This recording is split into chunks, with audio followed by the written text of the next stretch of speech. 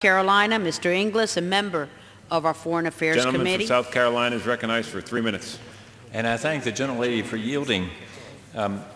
My colleagues, there was an exchange in the Foreign Affairs Committee that was very instructive when it comes to abortion and this bill.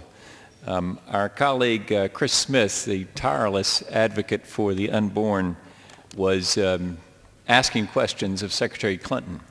And Secretary Clinton said these words to our friend Chris Smith. "So we have a very fundamental disagreement," she said, "and it is my strongly held view that you, Chris Smith, are entitled to advocate, and everyone who agrees with you should be free to do so anywhere in the world, and so are we." So who is the we? If that we means the federal government, the United States of America, through its State Department, the Secretary of State speaking we, then there's a real concern about whether this would then become the policy of the United States to advocate abortion overseas.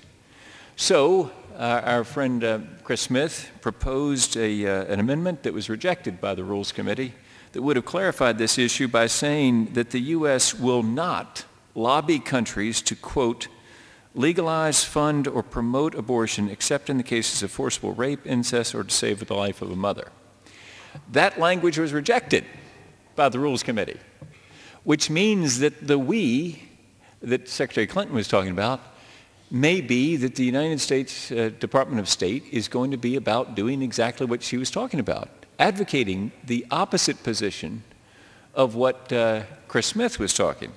Then the majority has inserted some language that is completely meaningless in this bill that was made in order at the Rules Committee that it goes on. I hesitate to read it because it really is rather convoluted, but it says that the bill does not affect, quote, existing statutory prohibitions on the use of funds to engage in any activity or effort to alter the laws or policies in effect in any foreign country concerning the circumstances under which abortion is permitted, regulated, or prohibited.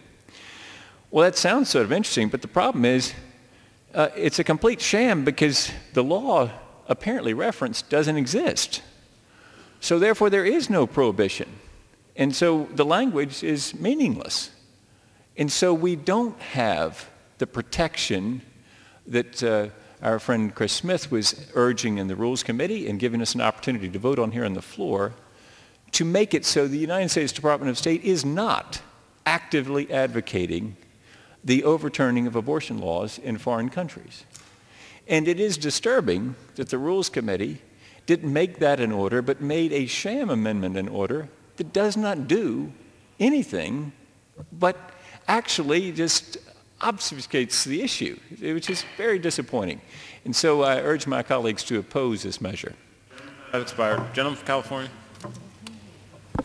Mr. Chairman, I'm